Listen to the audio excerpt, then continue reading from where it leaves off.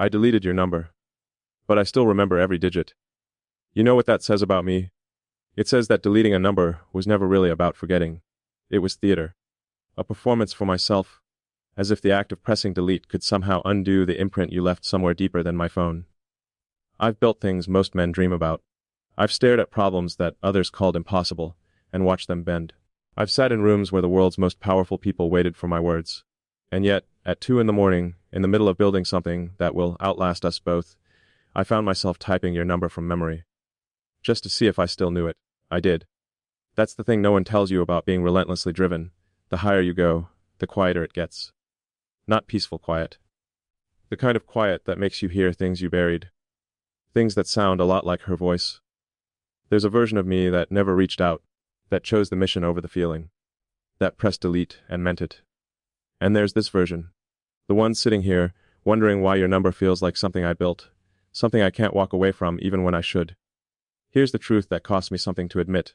I thought I could outwork this. I thought momentum would carry me past it. It didn't. So before I tell you what I learned, let me ask you something first. Have you ever achieved something remarkable and felt completely alone at the top? I deleted your number. I remember the night I did it. The screen glowing in the dark, my thumb hovering for a second longer than it should have. Then, the tap. Gone. And I sat there waiting to feel something. Relief, maybe. Closure. The particular exhale that's supposed to come after you let go of something that was pulling you under. It didn't come. What came instead was the immediate realization that I hadn't actually done anything. I'd moved a name from my contacts list. I hadn't moved anything real. The number was still there, stored somewhere the phone couldn't reach. The kind of storage you don't clear with a swipe. I want to be honest with you right now, because honesty is the only thing worth giving in a moment like this.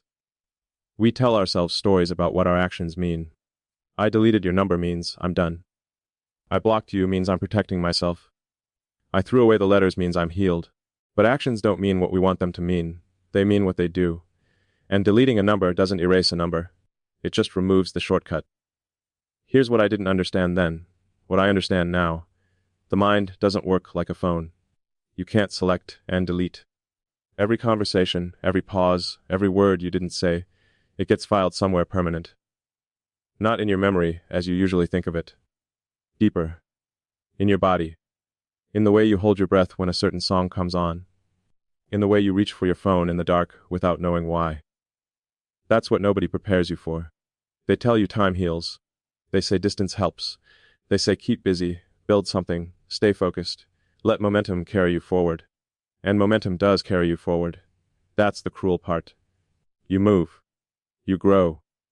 You accomplish things that would have stopped an earlier version of you cold. You become, and the word feels strange to say, someone extraordinary.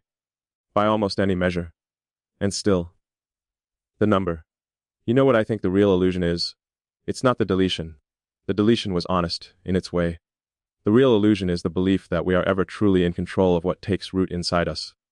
We make decisions constantly, strategic, calculated, precise decisions about who to let in, and how close to let them. We are architects of our own emotional structure. We reinforce the walls, we design the exits, and then one person just walks through a wall you were sure was solid.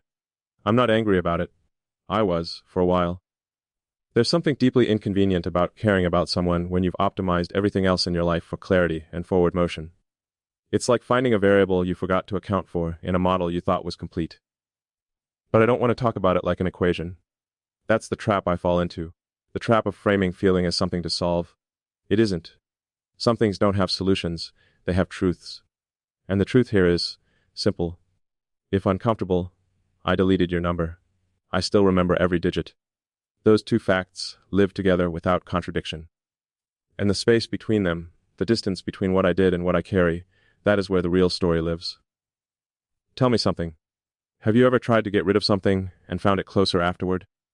Like the act of letting go just made you more aware of the grip. That's what I felt standing there in the dark with a screen that said contact deleted. What I felt wasn't freedom. What I felt was the weight of every moment that had led to that contact existing in the first place. The weight of having let someone matter. And here's the part I didn't expect. I don't regret that weight. There's a kind of strength that comes from having cared enough to feel the cost. Not the reckless kind. Not throwing yourself away on something careless. But the deliberate kind. The kind where you knew the risk, you let it in anyway. And now you're standing in the wreckage, not broken, just honest. I deleted your number, and I remember every digit. What I haven't figured out yet, what I'm not sure I want to figure out, is what I'm going to do with that. There's a specific kind of silence that comes at the top. I don't mean quiet. I mean the silence that follows achievement, the moment after you've done the thing you said you were going to do, when the noise dies down and the congratulations fade, and you're left standing in a room that feels emptier than it should for being so full of proof that you succeeded. I've been in those rooms. I know what that silence sounds like. People imagine that success is loud, that it fills a space. And it is, briefly. There's a period when the momentum of reaching a milestone carries its own kind of noise. But it's temporary. The noise passes. And then you're in the quiet. What no one tells you is that in the quiet, you hear everything, all the things you set aside, all the things you told yourself could wait.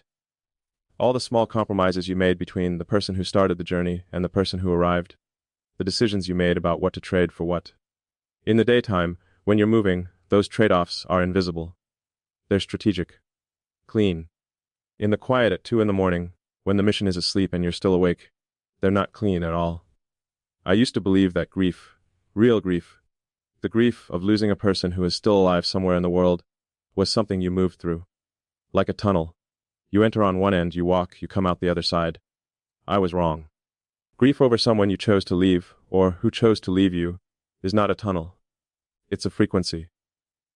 And at altitude, in the silence, the signal gets stronger. The world sees the achievement. They see the company, the vision, the relentless forward motion. They see someone who doesn't stop. And they're right. I don't stop. But they mistake motion for having moved on. I want to say something uncomfortable here. Something I'm not sure I've ever said out loud. I think I built some of what I built because it was easier to build something extraordinary than to face something ordinary. The ordinary thing being this, that I missed someone.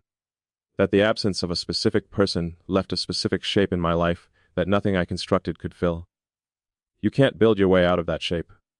I tried. The irony is brutal. You achieve more because you're running from something. And the more you achieve, the higher you climb. And the higher you climb, the quieter it gets. And the quieter it gets, the clearer the thing you were running from becomes. It doesn't get smaller with distance.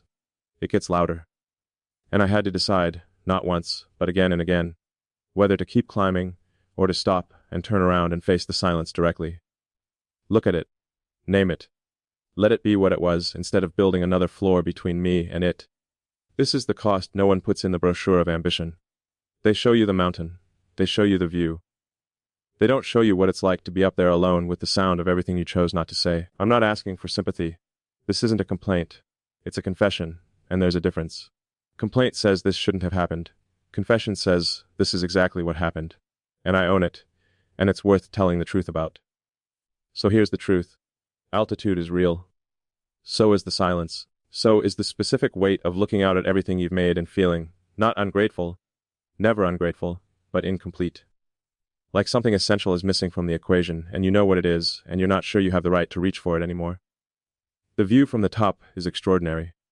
And sometimes, in the middle of looking at it, I catch myself wondering, not whether it was worth it, but whether there's still time to not have to be standing here alone. That question hasn't left me. It just lives at a different frequency now. Quieter in the day, louder at night. Somewhere in the altitude between what I built and what I feel. It was 2 a.m. Not 2 a.m. the way people say it, casually to mean late. I mean the specific 2 a.m. that exists only when everything important is asleep except you. When the city has gone quiet. When the only sound is the screen in front of you and whatever is happening inside your chest. I was working. I am always working at 2 a.m. That's not pride, it's just what my life looks like. There are problems that don't care about time zones. There are decisions that cannot wait. There is a kind of mind that does not slow down when the world goes dark. If anything, the dark makes it faster. And I was in the middle of something significant. Something that would matter. In the way that the things I spend my time on are designed to matter. Something that demanded everything from me, my focus, my presence, my complete engagement. My hand typed your number. Not to call. Not to send anything. Just to see if I still knew it. I did. There are things about the human mind that we understand well, and things we are only beginning to understand. And then there are things we don't fully understand at all. And one of those things is the relationship between memory and the body. Not memory as a cognitive function, the filing and retrieval of information. Memory as something physical, the way your hands remember how to do things before your conscious mind has decided to do them. I've heard it called muscle memory. But I think what happened that night was something different. Not muscle memory. Emotional memory. The kind stored not in the hands but somewhere more central. The kind that bypasses the reasoning part of you entirely and acts without consultation. My hand knew your number. My hand typed it before I had decided to. And I sat there looking at those digits on a screen and felt, I want to be precise about this. Not sadness, exactly. Something that doesn't have a clean name. Recognition, maybe. The recognition that the deletion I thought I had completed was incomplete. There's an honesty in that kind of moment that I find terrifying and valuable in equal measure. Terrifying because it means I am not as in control as I like to believe. Valuable because it means some part of me is still telling the truth even when I've instructed myself not to. I looked at those numbers for a long time. Long enough that the work I was supposed to be doing stopped. Long enough that the problem I had been solving, the real, consequential, important problem, receded, and this smaller, more private problem moved to the center. Here is the thing I've learned about small private problems. They are not actually small. The world-scale problems I work on, I have frameworks for those. I have teams. I have processes. The small private problems, the ones that live in the part of you that exists outside of your work and your identity and your mission, those are harder. Not because they're more complex. Because they're more true. Your number, memorized without intending to memorize it, surfaced without warning in the middle of something important. What does that mean? Have you ever had a moment like that, where your own behavior caught you off guard, where you found yourself doing something you thought you had stopped doing, and the question wasn't why, but when had you ever really stopped? I sat there at 2 a.m. with your number on a screen I hadn't meant to open. The work was still there, waiting for me. The mission didn't pause, the problems didn't resolve themselves. I sat there a little longer anyway. And I didn't type the next digit. I didn't call. I just sat with it. With the fact that I still knew. With the fact that some part of me has been keeping that number safe, separate from the decision I made, waiting for a moment, just like that one. That moment was honest. And honestly, I'm not sure I want to be the kind of person who never has that moment again. I built a version of myself on purpose. This is not something people usually say out loud, so let me say it clearly. I constructed who I am. Not in a fraudulent way, everything I am is genuinely mine. But I made choices over years about what to cultivate and what to cut back. What to make strong and what to let go dormant. I designed a version of myself optimized for what I was trying to accomplish. And that version works. That version has done things that required exactly the kind of person I trained myself to become. Part of what I built was this: a high tolerance for solitude, an ability to subordinate feeling to function, an understanding that the mission, the actual mission, the thing that matters to more people than just me, cannot be compromised for personal comfort. I learned to feel things and then put them somewhere. Not suppress them, not deny them, but manage them, the way you manage a variable in a system. Acknowledge it, account for it, and then proceed. I thought that was strength. I still think it can be. But I want to tell you about the cost. The cost is this: there is a version of me who never reached out. Who looked at the feelings and looked at the mission and chose, cleanly, the mission. Who processed the loss the way you process any other loss. Acknowledge, integrate, continue. Who built something extraordinary on the other side of that choice and never looked back. That version of me exists. I've lived as him for stretches of time. I know what he feels like from the inside. He is efficient. He is precise. He moves with a clarity that is genuinely valuable. The world benefits from what that version of me produces. And he is lonely in a way that the world will never see. Because here's the fracture, and this is the uncomfortable part, the part that cost me something to figure out. Becoming invulnerable is not the same as being strong. We confuse those two things. We treat the absence of vulnerability as evidence of power. But vulnerability, the real kind, not the performed kind, is the mechanism through which connection is made. And if you engineer it out of yourself, you don't become powerful. You become isolated at altitude. There's a different version of me. The one sitting in the dark at 2 a.m. with your number on a screen he didn't mean to open. The one who feels the absence of a specific person as a specific shape in a specific room. The one who is deeply, inconveniently, stubbornly human in the middle of a life designed to transcend those inconveniences. That version of me is not efficient. He is not optimized. He is not easy to manage. But I think he might be more honest. And honesty, I've come to believe, is not a luxury, it's a structural requirement. You cannot build anything permanent on a foundation that denies what is true. You can go far with denial, very far. The momentum carries you. The achievement compounds. But eventually, you arrive somewhere that looks like the destination, and you discover that the thing you denied, the thing you deemed inconvenient, the thing you put aside for later, has been waiting there the whole time. Not angry. Not accusatory. Just present. I've spent time with both versions of myself. I know their shapes. I know what each one is capable of. And I want to tell you something that neither of them has been able to fully resolve. I don't think the choice is binary. I think the question, the real one, the one I'm still inside of, is whether you can build something extraordinary and let yourself be moved at the same time. Whether strength means immunity, or whether it means full presence, even when full presence is hard. Have you ever tried to be both? I don't have the answer. I have the question, which is its own kind of progress. What I know is this: the version of me that chose the mission over everything else never had to reckon with what he left behind. And the version sitting in this dark, holding the weight of both, this version is reckoning. And I think reckoning is where the real work is. I thought I could outwork this. I'm not embarrassed to say it. It was a reasonable hypothesis. I've outworked problems that most people would have accepted as permanent. I've maintained momentum through losses that would have stopped other people. I've sat in the middle of crisis and kept moving. It's not arrogance, it's just been true often enough to become a default approach. So when the feeling arrived, the specific, inconvenient, persistent feeling of missing someone, I treated it the way I treat most things, as a problem to be solved through work. I put more work in front of it. I put a bigger mission between me and the feeling. I gave myself goals large enough that in theory there wouldn't be room, wouldn't be time, wouldn't be bandwidth for a feeling to compete. Here's what I learned. Feelings do not compete. They don't engage on those terms at all. They wait. They have all the patience that ambition doesn't. They sit in the part of you that doesn't go to meetings, doesn't respond to urgency, doesn't care about timelines. And they wait, with complete indifference to your schedule, for the moment when you stop moving long enough for them to be heard. I stopped moving, briefly, accidentally. And the feeling was right there. Same intensity. Not diminished by the months, the milestones, the accomplishments. Not impressed by any of it. Just present, and patient, and honest, in the way that only things you can't control are ever really honest. I want to say something here that might be difficult to hear. Not just for you, for me too. The belief that you can outwork a feeling is not strength. It looks like strength. It performs strength. It produces things that get measured as strength, output, achievement, endurance. But underneath it, there's something closer to avoidance wearing discipline's clothes. Real strength, the kind I've had to learn later, the kind I didn't have early enough, is the ability to be still. To stop the momentum deliberately, not because the mission is done, but because you are a person, and persons require stillness sometimes. To let the feeling arrive. To sit with it without immediately converting it into forward motion. I'm not good at stillness. I'll tell you that directly.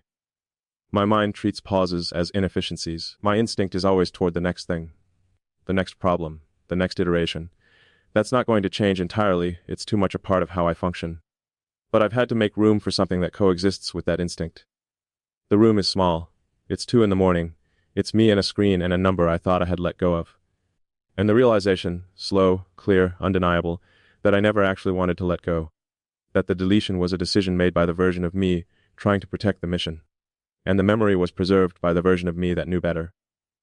What if the thing you've been outworking is the thing that would actually complete you? Not in the sentimental sense, but structurally. What if the missing variable in your equation is not a weakness to be optimized out, but a truth that belongs inside the model? I don't know what to do with that.